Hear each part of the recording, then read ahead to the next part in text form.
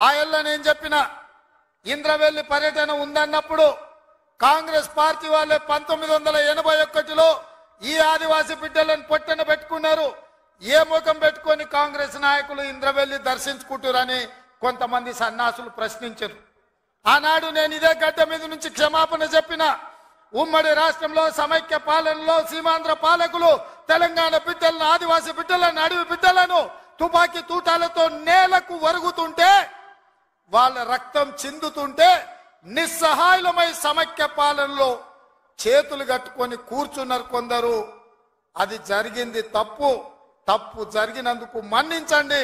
మా ఇందిరమ్మ రాజ్యంలో ఆదివాసీ బిడ్డలను ఆదుకుంటాం, తప్పకుండా కుటుంబాలను హక్కున చేర్చుకుంటాం, గుండెల్లో పెట్టి చూసుకుంటామని ఆ ఎల్ల మాటిచ్చినాం. ఇయాల ఆనాడు అమరులైన కుటుంబాలకు ఇందిరమ్మ ఇండ్ల పట్టాలే కాదు, ఇండ్లు కట్టుకోవడానికి 5 లక్షల రూపాయల కుటుంబాలకు ఇచ్చి ఇయాల నాడు అమరులైన కుటుంబాలను ఇయాల ఆదుకునే కార్యక్రమం చేపట్టిన మిత్రులారా, చరిత్రలో జరిగిన తప్పిదాలను, సమైక్య రాష్ట్రంలో ఉమ్మడి పాలనలో జరిగిన దుష్టాంతాలను సరిదిద్దడానికే శ్రీమతి సోనియా గాంధీ గారు తెలంగాణ రాష్ట్రం ఇచ్చిండ్రు. ఆ ఇచ్చిన తెలంగాణ రాష్ట్రంలో ఈనాడు ఇందిరమ్మ ప్రభుత్వాన్ని మీరు తెచ్చుకున్నారు.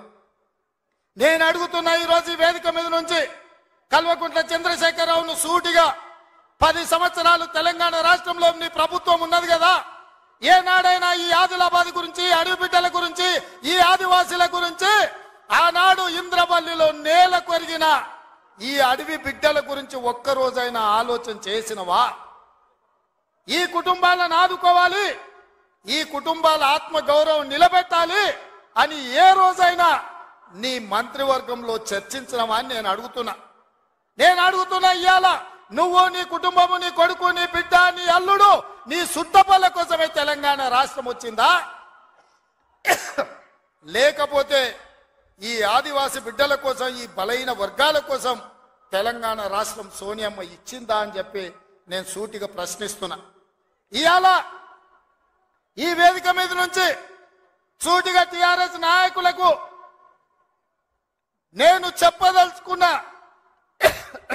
తెలంగాణ ప్రజలు 10 సంవత్సరాల మీ దుర్గమార్గమైన పాలనను, ఈ తెలంగాణ రాష్ట్రాన్ని చెరుకు తోటల్లో అడవి పందులు ఏ విధంగా అయితే విధ్వంసం చేస్తాయో, ఈ తెలంగాణ రాష్ట్రం మీద మీరు, మీ కుటుంబ సభ్యులు, మీ పార్టీలు పడి దోసుక తిని కొల్లగొట్టి విధ్వంసం చేసి ఈ తెలంగాణ రాష్ట్రాన్ని విధ్వంస రాష్ట్రంగా మాకు అప్పజెప్పినారు. 7 లక్షల కోట్ల రూపాయల అప్పులు తెచ్చిండ్రు.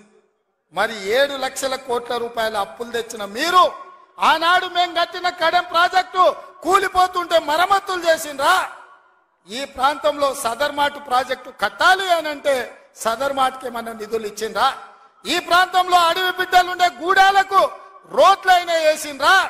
ఈ అడవి బిడ్డలకు మిషన్ భగీరథ పేరు మీద 40,000 కోట్ల రూపాయలు దోసుక తిన్నారు. తాగడానికి మంచినీళ్ళు ఇచ్చిండ్రా? ఒకవేళ మీరు ఈ గూడాలకు మంచినీళ్ళు ఇచ్చుంటే ఇవాళ మా మిత్రుడు బట్టి విక్రమార్క గారు 60 కోట్ల రూపాయలతోని మళ్ళీ గూడాలకు తాగడానికి నీళ్లకు నిధులు ఇవ్వాల్సిన పరిస్థితి ఎందుకు వచ్చింది అని చెప్పి నేను ఆ సన్నాసిని నేను అడుగుతున్నా. నిజంగా నేను అభివృద్ధి చేస్తే నాగోబా గుడికి 7 కోట్ల రూపాయలతోటి ఈ రోజు మేము కార్యక్రమాలు తీసుకోవాల్సిన పరిస్థితి ఉంటుండేనా? ఇవాళ గూడాలకు, రోడ్లు లేని ప్రాంతాలకు 27-28 కోట్ల రూపాయలతోటి ఇవాళ రోడ్లు వేసే అవకాశం మాకు వస్తుండేనా? ఇవాళ ట్రైకార్ ద్వారా చదువుకునే పిల్లలకు తరగతి గదులు లేకపోతే 10 కోట్ల రూపాయలతోటి ఇవాళ తరగతి గదులు, ఆదివాసి బిడ్డలు చదువుకోవాలి, ఐఏఎస్లు, ఐపీఎస్లు కావాలి, ఈ రాష్ట్రాన్ని, దేశాన్ని ఏలాలి అని చెప్పి ఇవాళ 10 కోట్ల రూపాయలతోటి తరగతి గదులు మేము నిర్మించినాం తప్ప నిర్మించడానికి నిధులు ఇచ్చినాం. ఒక్క రోజైనా ఈ బిడ్డల కోసం నువ్వు సమీక్ష చేసినావా అని నేను అడుగుతున్నా. ఎంతసేపు